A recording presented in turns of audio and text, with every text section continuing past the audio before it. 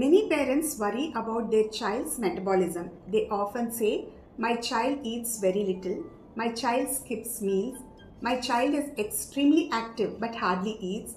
Is my child's metabolism too fast or too slow?" Hi, I'm Dr. Madhavi, a pediatrician and newborn specialist from Hyderabad, and this is Kavach.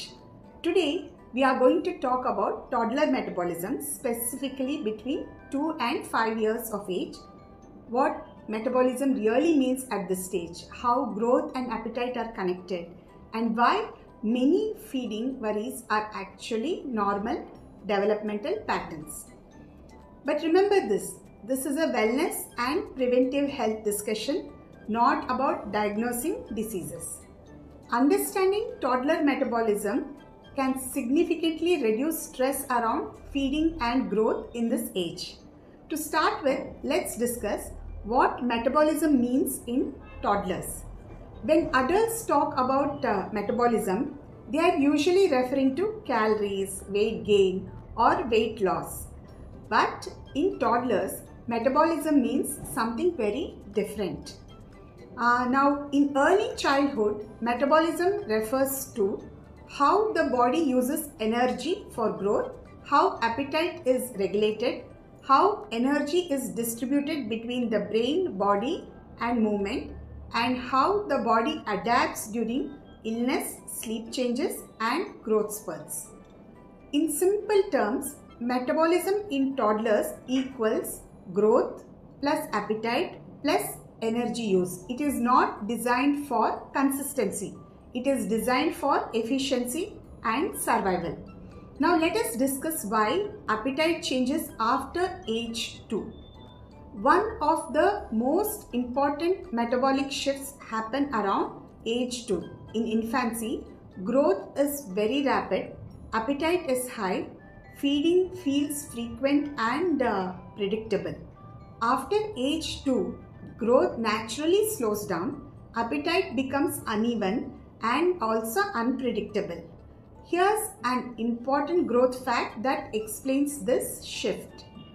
By around 2 years of age, children have typically reached about half of their adult height, which is why growth and appetite become slower after this age. This means that a large portion of physical growth has already occurred by early toddlerhood. So the body no longer needs constant intake like how it has been during infancy. It also adjusts appetite to match a slower growth rate. Parents often interpret this as, "My child suddenly became a picky eater," or "My child eats far less than before." But metabolically, this is expected and also appropriate. A drop in appetite after age 2 usually reflects normal growth patterns, not a problem with metabolism. Now let me explain how metabolism actually works in growth spurts and plateaus. Like toddlers do not grow steadily every day or every week. They grow in spurts followed by periods of slower growth or plateaus. Metabolically, this looks like a sudden increase in appetite for days or weeks, followed by a phase where appetite drops again. This is called the plateau. This cycle repeats many times between ages 2 and 5. So it is normal for a child to eat very well for a short period and then eat very little for a while. This does not mean metabolism is slowing down. It means the body is between growth phases. So how does this translate on a day-to-day basis? Let's understand. A healthy toddler metabolism often looks like eating very little some days, eating more on other days, and skipping meals occasionally, and preferring familiar foods for a period, having bursts of very high energy. Parents often say they run all the day but barely eat. This happens because toddlers have small stomachs, high brain energy needs, and very efficient energy use. That is why they have very efficient energy use. So metabolism in toddlers is regulated over days and weeks, not meal by meal. So let's talk about the powerful metabolic influences, that is sleep, illness and activity. Metabolism is strongly affected by factors beyond food, the first of which is sleep. Poor sleep can reduce appetite, disrupt hunger cues, increase irritability around meals. And the second is illness. During illness, appetite drops naturally, energy is redirected to healing and recovery, and this is intentional metabolic prioritization, not weakness. Third is activity. High activity does not always mean constant hunger. Toddlers are metabolically efficient, okay? And appetite usually returns after recovery, not immediately. Next, let's talk about the metabolic report card, that is the growth charts.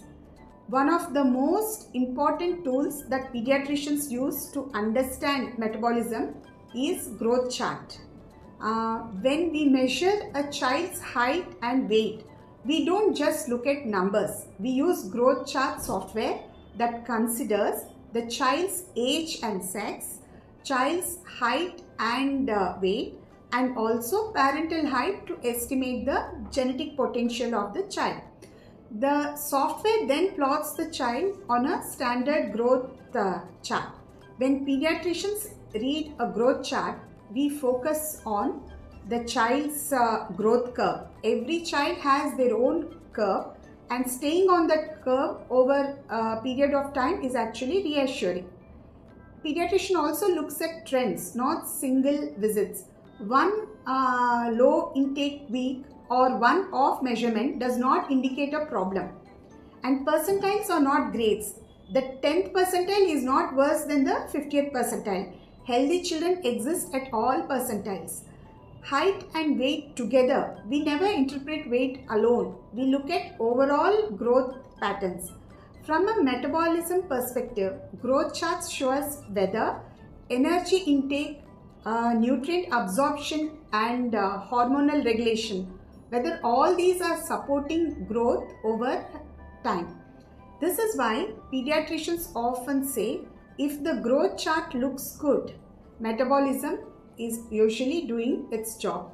That's how we think. So the following are usually not metabolic disorders. Let's say if the child is having some picky eating, or is skipping meals, or is eating very little some days, is being lean but growing steadily, or is preferring carbohydrates or familiar foods. Most of these reflect normal developmental metabolism, not dysfunction. But it's important that I highlight when metabolism needs medical evaluation. True metabolic or hormonal concerns are uncommon, but they have clear signs. The red flags include growth falling off the chart, persistent lethargy in a child, and developmental regression that needs some importance, and excessive thirst or urination, and chronic vomiting or diarrhea. Without these signs, metabolism is usually functioning normally. But even if nothing is going wrong, it is important for parents to know how they can support healthy metabolism. Parents do not need to boost metabolism, they just need to support it.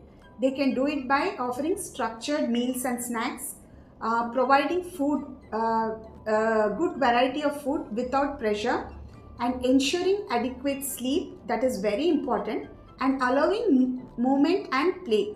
And also trusting hunger and fullness cues in the toddler. The biggest disruptor of healthy metabolism is pressure around eating. In closing, let me summarize these few points which will help you. Toddler metabolism is designed for growth in bursts, uneven appetite and efficient energy use, not for eating perfectly every day. When we understand this, feeding becomes calmer, growth makes sense, and parents can support their child with confidence. A toddler's metabolism is doing its job when a child grows well over time, not when they eat the same amount every day.